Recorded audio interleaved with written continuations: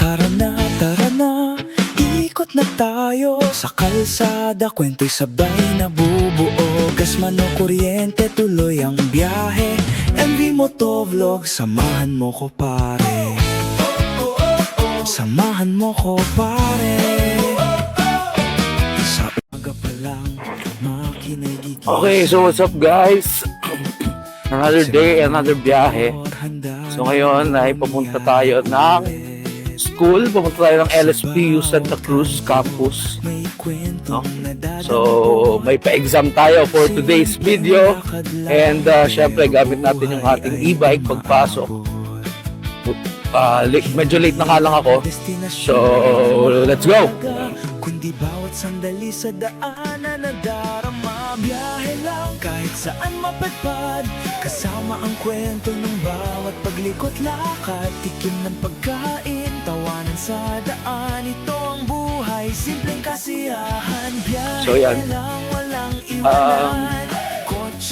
Mahigit isang linggo na rin itong ating NXT Silo Pro. And so far, so good. Napakalaki ng tipid, no? From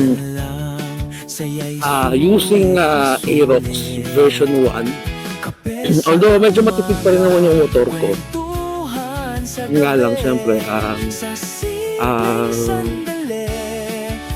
yung electric, alam naman natin kung gaano katipid.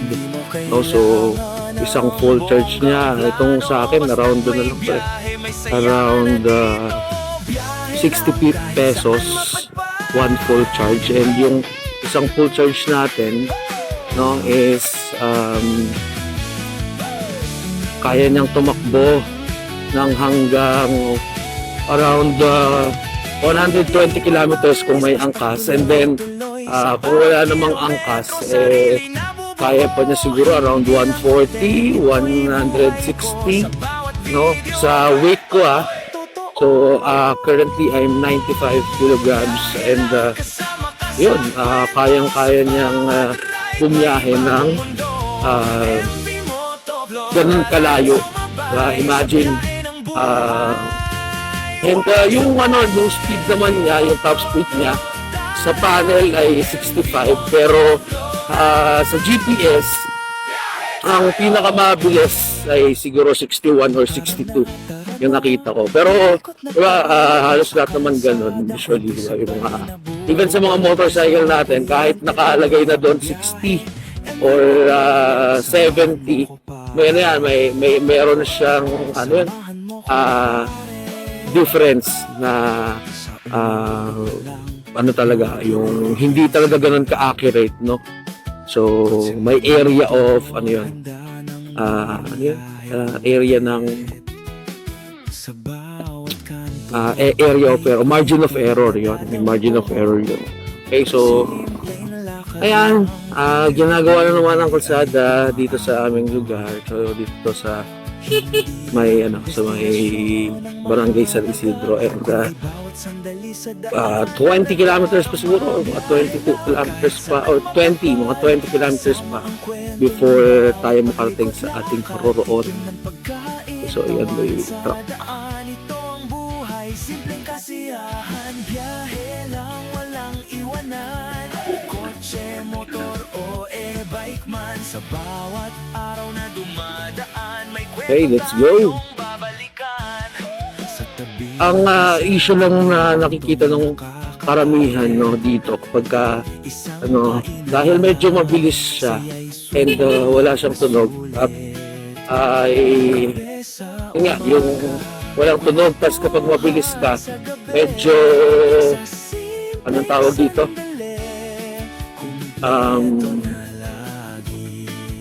magugulat yung ibang mga rider, lalo na kapag hindi tumitingin sa mga side mirror. Alam mo naman, madalas sa ating mga kapwa riders, hindi tumitingin sa side mirror. So kaya sila nagugulat, sabi nila, may rumaragas ang e-bike, may rumaragas ang e-motorcycle. Okay? Kaya 30-65 yung nasa panel. No? It's already 7:55. Naku, yari tayo. late na naman tayo. Kahapon hindi ako late. So ngayon late tayo. 8 na nakakatulog. Siguro mga alas 3 na siguro ako nakatulog. Gawa ng birthday ng kapatid ko. Medyo ang oras na silang natapos na magkantahan. No?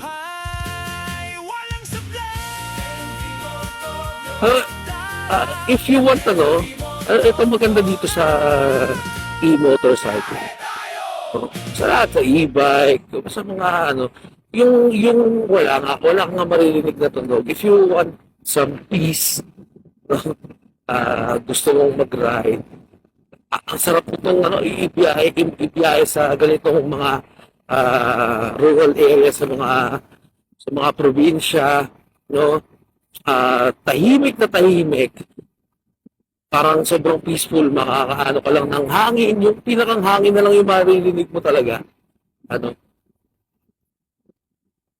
So, yun nga pala, hindi ko alam kung ano yung output nitong video natin kasi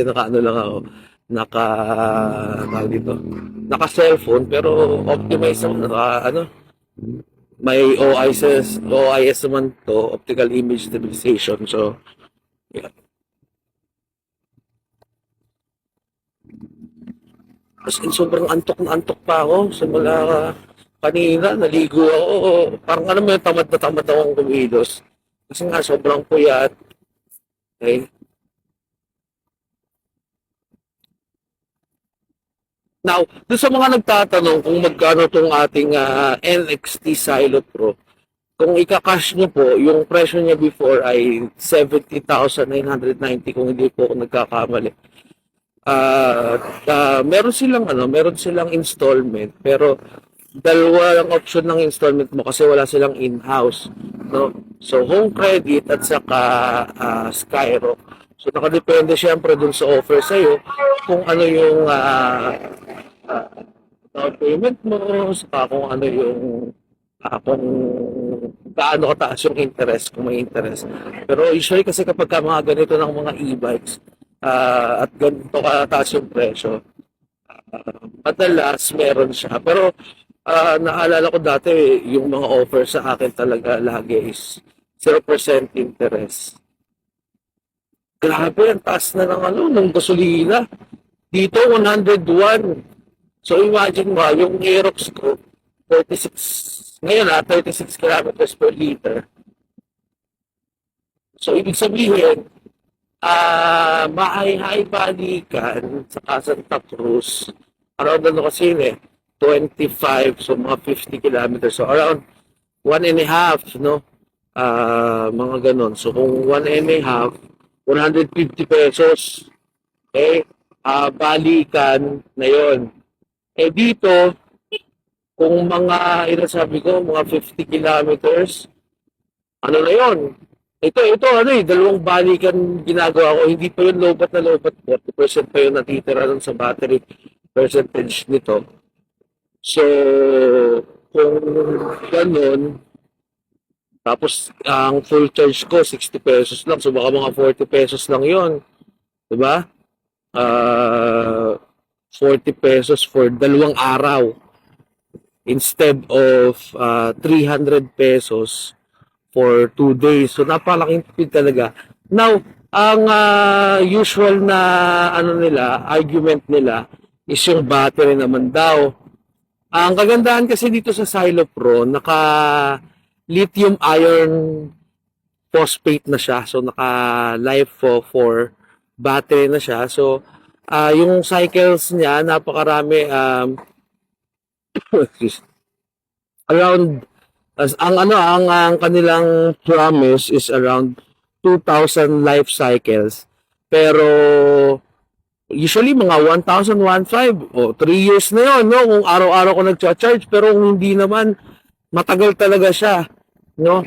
So, katulad nito, 5 life cycles pa lang, pero ilang araw ko na ba itong nagagamit? So, birthday ng nanay ay 25, 26. So, mga 2 weeks na.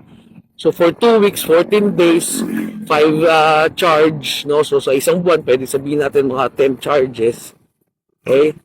Kung araw-araw gamit, So, kung 10 charge yan, edi, sa isang taon, yung 10 charges sa isang buwan na yun, di ba? Sa isang taon, 120. Kayang-kaya ang 5-7 years kung hindi talaga araw-araw.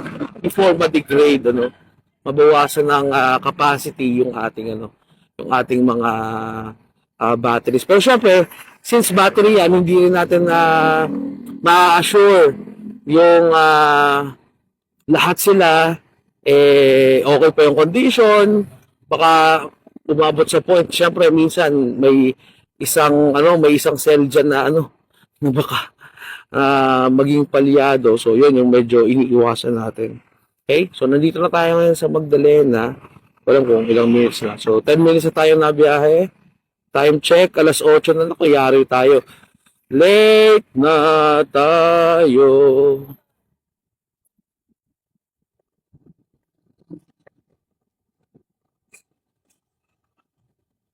Grabe. So today, effective kaninang alas 6 ng umaga, 20 pesos. Yung dinagdag na naman sa presyo ng diesel. Tapos sa gasolina is around 4.9 to 5.9 pesos. So, grabe, kawawa yung mga super talaga natin ngayon. Alam mo, ang pinaka-apektado talaga dito is yung mass transport system natin, yung public mass transport system. Kasi karamihan, syempre, lahat naman, yung jeep, diesel ang gamit, yung mga vans, diesel ang gamit, yung mga bus, diesel ang gamit. Kaya, ang tawag dito, sobrang laki ng epekto ng pagtaas ng presyo, ng langis sa pandaigdigang merkado. And kahit yung mga delivery vans, delivery trucks, di ba? They are using diesel. So, kawawa talaga ang ating mga kababayan. Kasi, it's a domino effect. Kapag tumaas yung presyo ng gasolina, halos na tataas. So, ayan. Ito yung usual na situation, kapag nasa baybay ka at malayo ka sa terminal, talagang sasabit ka talaga sa jeep. Naranasan ko yan, pa ako, nung college ako, nakasabit talaga mula sa bahay namin hanggang Santa Cruz. Lalo na kapag walang mga bumababa, o kaya naman may biglang mga sasakay along the way ng mga matatanda na sinasakay ng mga jeepney driver. So, nag-aar tayo, nagbibigay tayo. So, take muna tayo. So, yun, isa pang maganda pala, dito sa NXT Silo Pro, may regenerative braking system sila. Kung saan, every time na brake o kaya naman free wheel, automatically magcha-charge siya. Pero minimal lang naman yung charge nun. Pero napakalaking tulong. Imagine nung Can It Ride Kaliraya episode ako. Ano yun? Mula sa taas, mula sa baba, parang 14% yata yung nagamit kong battery. Hanggang makakita ko ng Kaliraya, balikan nyo na lang yung video, ilalagay ko dyan. Tapos, pababa, 2% lang yung nagamit niya. Siyempre, hindi naman pure pure na pababa. Pero, grabe, imagine, di ba? 2% lang yung nagamit mula sa taas pababa. Okay? So, ang laking tulong, every time na nag-free wheel tayo, tapos, nag-brake. So, makikita niyo yan sa panel, nagcha-charge.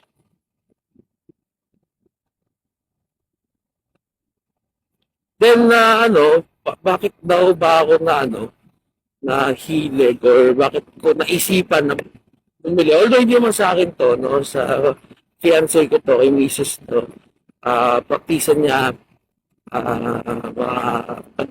pagka-drive, Pero kasi, talaga ang unang motor ko, kung hindi nyo natatanong, ay e-bike din, e-motorcycle din, yun, mabilis-bilis din yun, naka 1,500 watts, yun po yung NWOW M3. Excuse. NWOW M3 po yun. So that's my very first motorcycle mula sa aking pagtatrabaho sa DTI. Okay? So napakatipid din po nun. Um, 1,500 watts pero medyo mabilis na rin. Although yung mga controller nun hindi programmable. Siyempre, yung 1,500 watts, medyo kapos pa yun. Then, yung battery nun, lead acid, sobrang bigat. Tapos yung range nun, mga kukunti lang. Pero parang kaya niya naman na Victoria, Maayay, Balikan. Eh, syempre, nung una yun. Pero yun, after 1 year, ang bilis. Bagsak na agad. Yan kasi yung ano talaga ng mga lead acid battery. Although, ano nga, ano yun, naka-graphene battery na rin yun, yung sinasabi ng ibang mga e-bike ngayon na maganda yung graphene. Oo naman, maganda naman yun. Pero syempre, iba pa rin yung lithium, yung mga, especially LiPo 4. Okay? And yung charging time nun, 8 hours talaga. At 5 amperes lang yung charger na usually kasama. And during that time, 5 amperes lang talaga yung charger. So ngayon, yung Storm X, di ba? Naka 25 amperes na kasi siya ay naka Type 2 charger na din. Yan. So dito sa Barangay Cabanbanata tayo, time check, it's 8:06. Yari talaga tayo. Late na tayo. Magpapa-exam pa naman tayo. Okay, so yung exam, okay lang. Sana hindi tayo abutin ng 8:15. Pero kaya yan, hindi tayo malilate ng sobra. Oops, medyo madami pa ako sa sakyan. Ito yung mahirap kapag ginagawa yung mga kalsada eh. Ba yan? Yun. So, going back to my story, yun nga, naka-e-bike ako noon. Grabe yan, laki ng natipid ko noon. Pero yun nga lang, nung panahon na yun kasi, tumagal din naman yung e-bike ko, pero nasira yung controller, nasakyan ng mga kapatid ko, ilan silang sakay, 4 yata. So, na overload, hindi na kinaya ng control. Siguro, binabad din sa number 3, tapos kargado sila, yung bumigay yung controller hanggang sa yung battery unti-unti na rin dahil nga hindi nagagamit. Okay? Lobo na din. Sabi nga, ba't di ko pa daw tinatapon? Ibenta ko na lang daw sa junk shop. Sayang eh. Inisip ko, walay nyo, magkapera tayo, tapos makapag-upgrade tayo ng ng hub at saka ng controller, o, di ba? Saka ng battery, mag-lithium iron phosphate din tayo. Feeling ko kasi baka mas okay siya na mas okay siya na i-upgrade compared dito. Pero syempre, ngayon naman satisfied tayo with the performance of the Silo Pro. Pero feeling ko kasi kaha-wise, baka mas kaya niyang i-bear yung load na, halimbawa, 5,000 na watts na hub. Diba? So yun, let's see. Pero syempre, ano pa rin, we're working toward that dream. Okay, sana magkaroon din tayo ng upgrade natin yon at may balik natin siya sa kanyang alindog. Okay, so kalimbalan na tayo guys, let's go! Top speed muna tayo dahil late na tayo. Okay, syempre dapat kompleto yung gears natin, yung mga basic gears, no? Helmet, tapos naka-pants tayo, naka-shoes tayo. We also have to follow the rules or the guidelines set by the Land Transportation Office. Kasi po yung mga ganitong klase ng e-motorcycle, basta pumalo na po ng, hindi ko tanda kung 50 kilometers per hour o 55 kilometers per hour, required na po tayo na register din. So, we have to obey yung mga rules and regulations po ng Land Transportation Office. No? So yan, meron. Bakit naka two-way? Meron bang may patay.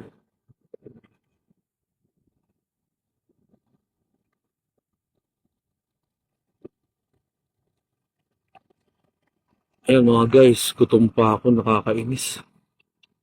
Kasi ako nag-breakfast eh.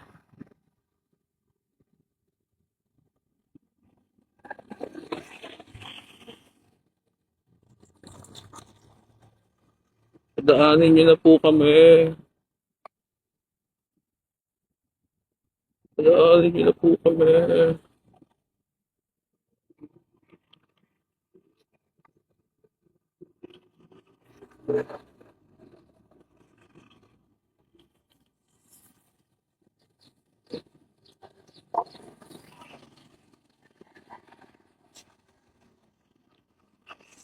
Ay, abot na abot pa tayo.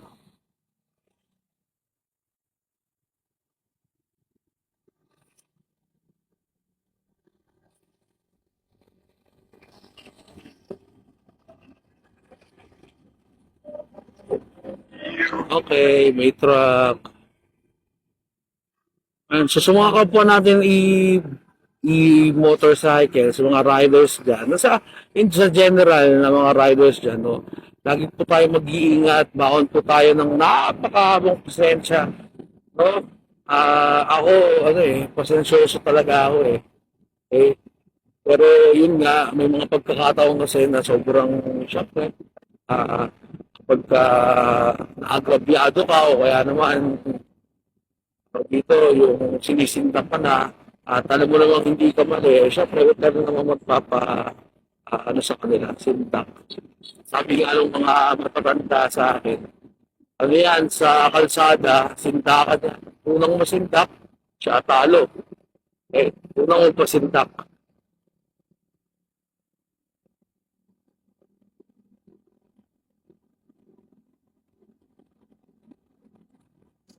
Yan. Dahil sa na tayo.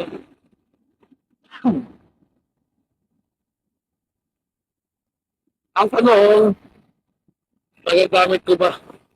Magagamit ko ba itong clips? Okay? Kasi baka mamaya sobrang mahangin. Yung boses ko ay di na halos marinig. Pero let's see. Marami naman mga ngayon technology sa TikTok at sa CapCut. No, may mga na yan, voice enhancer, pagtanggal ng noise. Okay? Yan, let's go. Nasa Reza na tayo and ilang kilometro na lang nasa LSPU na tayo. Tara na, ikot na tayo sa kalsada, kwento'y sabay na bubuo. Gas man o kuryente, tuloy ang biyahe. MV Motovlog, samahan mo ko pare.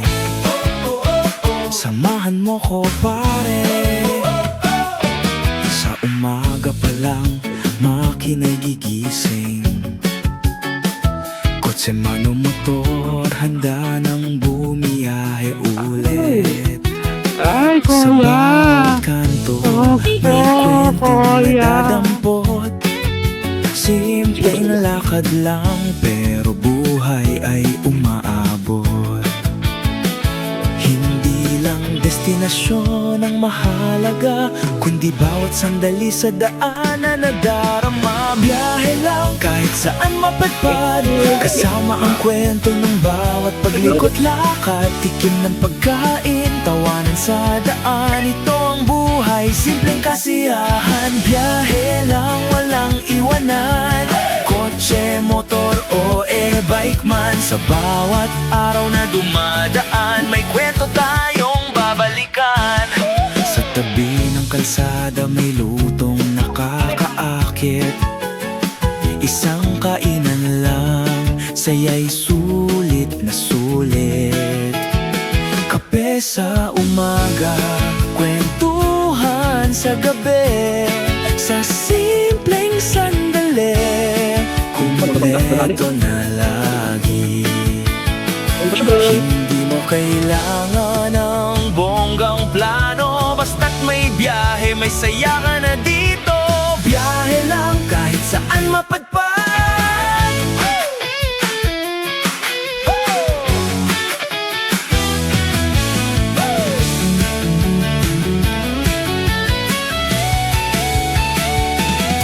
Hindi man mabilis tuloy-tuloy sa bawat kilometro, sarili na bubuo. Hindi lang content, ito'y buhay ko. Sa bawat video, kwento ko'y totoo.